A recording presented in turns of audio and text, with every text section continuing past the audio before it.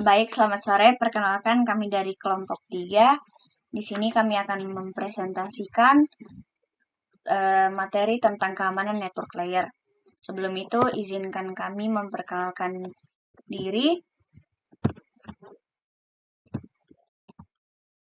Saya Natalia Tanggiarang dengan NIM 221611139. Saya Yustianus Kiring dengan NIM 221611207. Saya Monica Mende dengan NIM 221611054.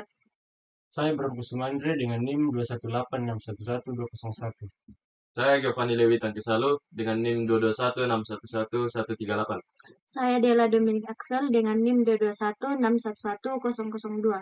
Saya Chelsea Anugrah Gabriel Marampa dengan NIM 219611234. Saya Frisius Pagiling dengan NIM 221611029. Kita akan masuk pada materi yang pertama, yaitu network layer. Pada bagian layer OSI ini, keamanan lebih difokuskan pada IP dan port. Karena setiap data yang melewati layer ini mengandung IP dan port yang digunakan oleh pengirim serta alamat IP dan port dari tujuan paket tersebut. Perangkat pada layer ini adalah router. Serangan yang mungkin terjadi, denial of service attack.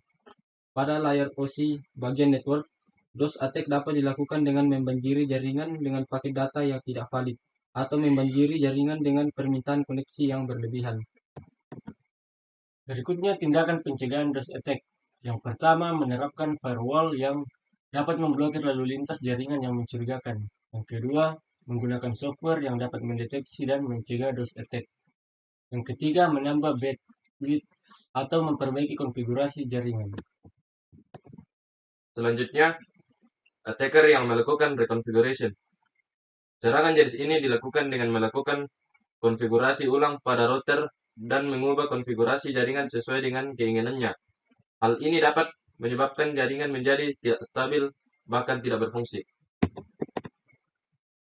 Yang berikut, tindakan pencegahan serangan konfigurasi ulang router. Yang pertama itu melindungi akses ke router dengan mengatur paspor yang kuat dan tidak mudah ditebak, seperti menggabungkan huruf dan angka sebagai paspor. Yang kedua, mengaktifkan fitur pengaman seperti enkripsi SSL atau SSA untuk mengekripsi lalu lintas yang menuju router. Yang ketiga itu, menonaktifkan protokol yang tidak digunakan atau tidak diperlukan pada router. Protokol adalah sebuah aturan atau standar yang mengatur atau mengizinkan terjadinya hubungan komunikasi dalam jaringan komputer. Yang berikut, keempat, membatasi akses ke router, sehingga hanya orang-orang yang berwenang yang dapat mengakses. Fungsi router adalah sebuah perangkat keras yang memungkinkan beberapa perangkat bisa terhubung ke internet. Serangan man in the middle.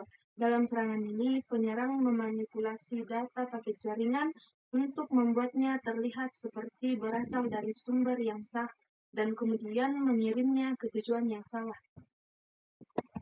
Tindakan pencegahan pada serangan man in the middle. Yang pertama, menggunakan protokol routing yang aman seperti OSP atau Open Shorttext Path atau BGP, Border Gateway Protocol yang memiliki mekanisme autentifikasi dan enkripsi yang kuat. Yang kedua, menerapkan filterisasi pada router untuk memblokir paket yang mencurigakan atau tidak valid. Yang ketiga, memantau jaringan secara berkala untuk mendeteksi aktivitas yang mencurigakan. Yang selanjutnya, kesimpulan. Saat terhubung dengan jaringan sistem yang kita miliki, tidak bisa dikatakan aman dari serangan. Oleh karena itu, keamanan suatu jaringan sangat diperlukan pada suatu sistem dengan menerapkan tindakan-tindakan pencegahan agar dapat membantu meningkatkan keamanan jaringan dan mengurangi risiko serangan dari orang yang tidak berwenang. Baik, itulah pemaparan materi dari kelompok kami. Sekian dan terima kasih.